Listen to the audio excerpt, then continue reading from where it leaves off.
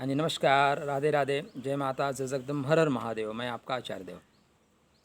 कल हमारी चर्चा चल रही थी दशम भाव और दशमेश को लेके।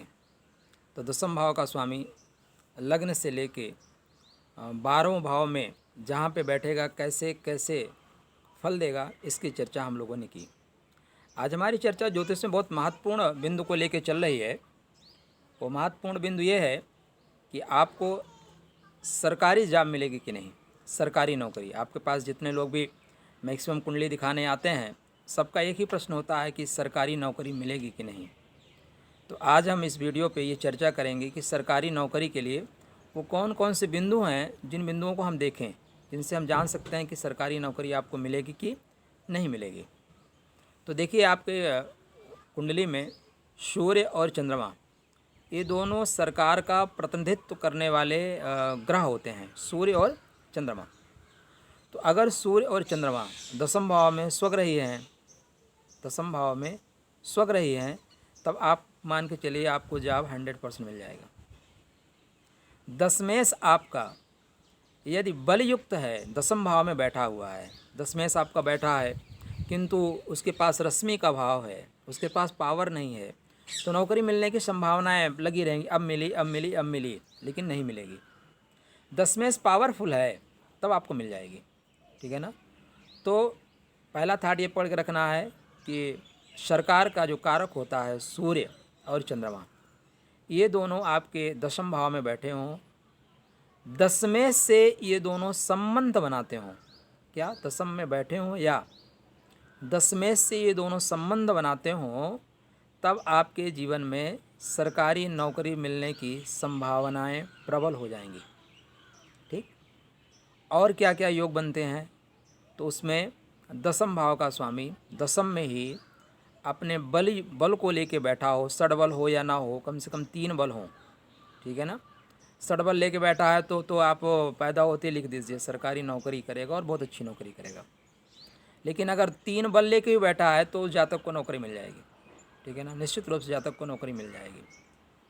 इसके अलावा क्या क्या देखें, इसके अलावा लग्न का लार्ड अगर उच्च का होकर बैठा हुआ है और साथ में वहाँ पे दशमेश भी पावरफुल में आ जाएगा, तब आपको भी सरकारी नौकरी मिलने की संभावनाएं ज़्यादा होंगी।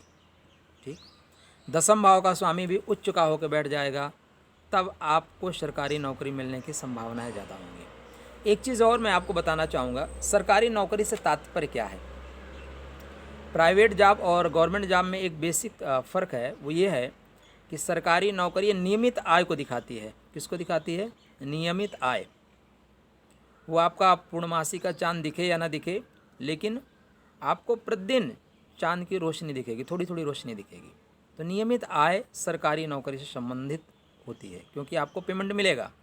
अभी कोरोना चल रहा है और लोगों को पेमेंट मिले या ना मिले, लेकिन गवर्नमेंट जो सर्वेंट है उनको पेमेंट मिलेगा। तो दशमेश का एकादश भाव से संबंध स्थापित करना बहुत आवश्यक है। माने सरकारी नौकरी के लिए दशम भाव के साथ साथ एकादश भाव को देखना बहुत महत्वपूर्ण है। अगर आपके कुंडली में एकादश भाव का स्वामी अच्छे पोजीशन में है, ठीक है ना, एकादश भाव का स्वामी एकादश में ही है, माने नियमित आय आएगी। एकादश भाव का स्वामी उच्च का हो जाए तो फिर क्या है, आपकी आय निरंतर बढ़ती रहेगी, आपको प्रमोशन होता रहेगा, या ऐसी जगह आप जा पा जाएंगे जहाँ मेज के नीचे से पैसे मिलेंगे आपको। तो दशमेश एकादशेश, साथ में भाग्येश, भाग्यम फलित सर्वदा, भाग्य का सपोर्ट होना बहुत ज़रूरी है। तो दशमेश, लाभेश और नौमेश, इन तीनों की अगर कहीं पे युति हो जाए या कहीं आपस में ये दो भी दृष्टि संबंध बना लें या एक्सचेंज योग कर लें, राशि परिवर्तन कर लें, तब भी आपको गवर्नमेंट जॉब मिलने की संभावनाएं प्रबल हो जाती हैं। ठीक। इसके साथ साथ अगर आपका आईएएस और लग्नेश, आईएएस और दशमेश दोनों एक्सचेंज योग कर लें, तब भी आपको सरकारी नौकरी मिल जाएगी। आपका दशमेश और नौमेश एक्सचेंज योग कर लें, तब भी आपको सरकारी नौकरी मिल जाएगी। आपका लग्नेश और दशमेश एक्सचेंज कर लें, तब भी सरकारी नौकरी आपको मिल जाएगी, ठीक है ना। आपका दशम भाव का स्वामी अपने से दशम सप्तम भाव में चला जाए, ठीक, और बल युक्त हो, तब भी आपको सरकारी नौकरी मिलने की लगभग गारंटी है, आपको मिल ही जाएगी। इसके साथ साथ आपकी कुंडली में बनने वाले योग, राजयोग, ठीक।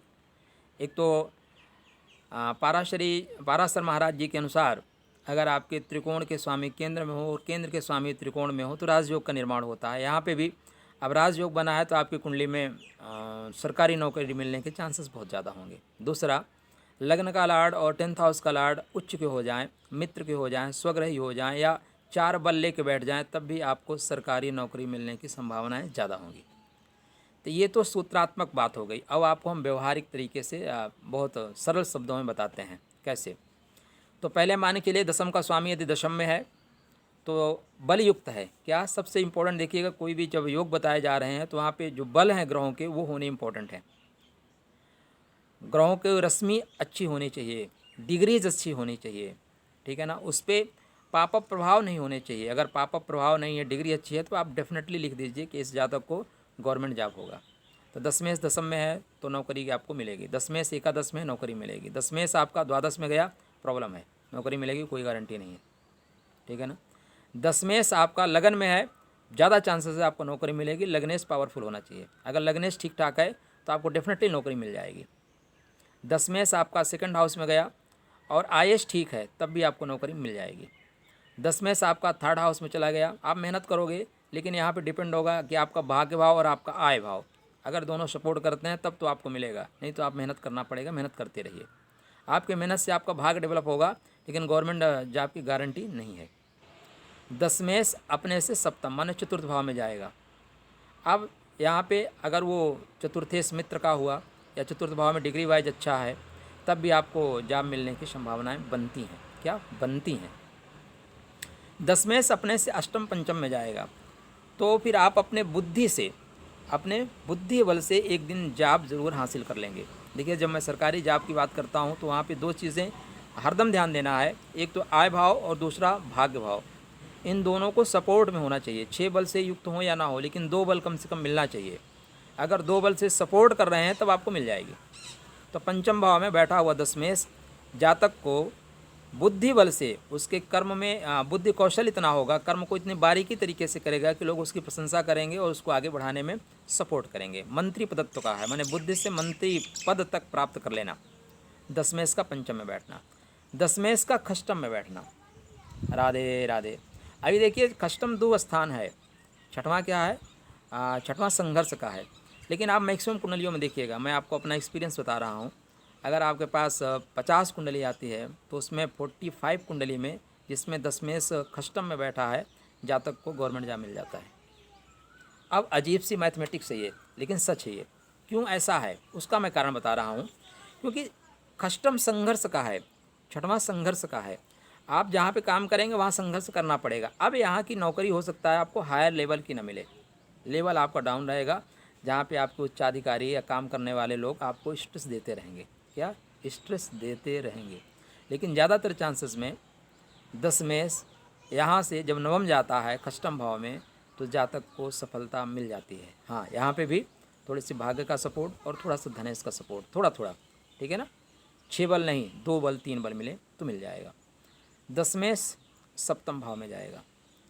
अब ऐसा जातक पत्नी के आने के पश्चात इतना उसको प्रेरणा मिल जाती है। एक तो दशम से दशम है और जैसे जीवन में जीवन संगनी आती है उसका भाग अटैच हो जाता है। 2-2 भाग मिलकर काम करना शुरू करते हैं और जातक को फटाफट नौकरी मिल जाती है। तो कभी कोई कुंडली में देखने पे हम लोग बोल देते हैं इसकी शादी कर दीजिए, शादी के पश्चात ही इसके नौकरी का योग बन रहा है। अब दशमेश अष्टम में, दशमेश अष्टम में चला जाएगा। दशमेश का अष्टम में जाना कष्टमय स्थिति है। एक तो ऐसे जातकों को अगर सुखेश मजबूत नहीं हुआ तो बचपने में पिता को खो देते हैं, बचपने में ही पिता को खो देते हैं अगर सुखेश मजबूत नहीं हुआ तो। और यहाँ पे जाके थोड़ी संघर्ष थोड़ी नहीं, ज़्यादा संघर्ष कराता है। यहाँ पे आप गारंटी नहीं दे सकते, यहाँ पे स्थितियाँ खराब हो जाती हैं क्योंकि गड्ढे में चला गया, ठीक है ना। और आदमी शोध में लग जाता है एक ही चीज़ को पकड़ के, तो उस पर कंसंट्रेट नहीं कर पाता, फोकस नहीं कर पाता अपने जॉब पे, इसलिए थोड़ी परेशानी हो जाती है। दशमेश अपने से द्वादश नवम भाव में, अगर ये दोनों एक्सचेंज कर लेते हैं तो बहुत अच्छा है। नहीं तो दशमेश का नवम में जाना माने भाग्य, नौकरी को, कर्म को भाग्य का सपोर्ट मिल जाएगा। तो ये चीज़ें आपके दशमेश के साथ साथ आप देख सकते हैं कि जातक को नौकरी मिलेगी कि नहीं मिलेगी। अब नौकरी कैसी होगी? प्रश्न ये आता है कि नौकरी कैसी होगी। नौकरी तो एक चपरासी से लेके एक हायर अधिकारी तक, ठीक है ना, एक सिपाही से लेके कमिश्नर तक, एक सिपाही से लेके जनरल तक, ठीक है ना, एक चपरासी से लेके एक मैनेजर तक, सब नौकरी ही करते हैं। तब नौकरी कैसी होगी? नौकरी भी आपका कैसी होगी, ये 10th हाउस का लॉर्ड और 11th हाउस का लॉर्ड, साथ में लग्न का लॉर्ड, ये तीनों 3 युग्म करके बताएंगे। लग्न किसका है? मान सम्मान का है, रिस्पेक्ट का है। और एकादशी किसका है? लाभ का है। कितना जीवन में लाभ कितना कमाओगे आप, जीवन में लाभ कितना कमाओगे। अब अगर आपकी लाभेश की आयेश की दशा अच्छी है, ठीक है ना, आय आपको ज़्यादा है, तो इसका मतलब आप रेंज जो है हाई रेंज में जाएंगे, हाई रेंज में जाएंगे। यदि लग्नेश बहुत अच्छा है, लग्नेश मित्र का है, लग्नेश उच्च का है और दशमेश अच्छा है, तब ऐसे लोगों की कुंडली में हायर रेंज की नौकरी मिलती है, ठीक। और लग्नेश मीडियम है, दशमेश कुछ बल्ले के बढ़िया बैठा हुआ है, तब मीडियम रेंज में मिलती है, ठीक है ना। लग्नेश भी ठीक नहीं है और दशमेश ठीक नहीं है, लेकिन आयस बहुत अच्छा है। क्या? आयस बहुत अच्छा है और थोड़ा भाग्य का सपोर्ट मिल जाता है, तो ऐसे लोगों को गवर्नमेंट जॉब निश्चित रूप से मिल जाती है, लेकिन वो तृतीय कर्मचारी, तृतीय श्रेणी के कर्मचारी होते हैं। अब यहाँ पे जैसे ग्रह बैठेंगे वैसे आपको नौकरी देंगे, ठीक। अभी यहाँ पे उच्च का सूर्य बैठ गया, उच्च के मंगल बैठ गए, मंगल मान लीजिए मेष लगन में उच्च का बैठ गया, तो आपको प्रशासन में बहुत अच्छे जॉब देंगे। आप जो है भर्ती होंगे छोटे अफसर में ही, लेकिन ऊंचाई आपकी बहुत अच्छी होगी, ठीक। और यहाँ पे गुरु अगर बैठ गया तो आपको गुरुता का काम कराएगा, आप मैनेजमेंट का काम करेंगे, टीचिंग का काम करेंगे, आप प्रोफेसर होंगे, लेक्चरर होंगे, बहुत अच्छा आप नेम और फेम कमाएंगे। यहीं पे मरकरी हो गया तो आपकी मैथमेटिक्स बहुत अच्छी हो जाएगी और आपकी नेटवर्किंग क्षमता बहुत अच्छी होगी। क्या? नेटवर्किंग क्षमता बहुत अच्छी होगी, आप बहुत अच्छा नेटवर्क बना सकते हैं। तो उस बुध उससे रिलेटेड जॉब देगा। तो सूर्य आपको क्या करेगा? सूर्य आपको बेल्ट से प्रशासन से जोड़ेगा, मंगल आपको बेल्ट से प्रशासन से जोड़ेगा, वहीं पे चंद्रमा भी आपको प्रशासन से जोड़ेगा, चंद्रमा भी शासन प्रशासन से जोड़ेगा। बुध भी आपको शासन प्रशासन से जोड़ेगा, लेकिन उसका जो क्षेत्र होगा अलग हो जाएगा, डायरेक्ट प्रशासन में नहीं आएंगे, उसके सहयोग में आएंगे। शुक्र अगर यहाँ पे पावरफुल है तो अब आपको टैक्स विभाग में भेजता है, ठीक है ना, टैक्स विभाग से रिलेटेड जो जॉब होते हैं वहाँ पे भेजता है। शनि होता है तो शनि अगर उच्च का हो गया तो बढ़िया पद देगा, नहीं होता तो छोटे जॉब देता है, लेकिन देता ज़रूर है। तो बेसिक थाट क्या है? बेसिक थाट ये है सरकारी नौकरी के लिए कि सरकार के जो कारक हैं सूर्य और चंद्रमा, इन दोनों का अटैचमेंट, इन दोनों का युग्म, इन दोनों का सपोर्ट आपके लग्न, लग्नेश, दशम, दशमेश पे होना चाहिए, पहला चीज़। दूसरा, आपका दशम पावरफुल होना चाहिए, एकादश भाव का स्वामी पावरफुल होना चाहिए, तब आपको सरकारी नौकरी मिलने की बहुत ज़्यादा चांसेस बन जाते हैं। क्या? बहुत ज़्यादा चांसेस बन जाते हैं। और आपकी कुंडली में यदि राजयोग बने हैं, राजयोग बने हैं, तब भी आपको बहुत चांसेस बन जाते हैं कि आपको सरकारी नौकरी मिलेगी।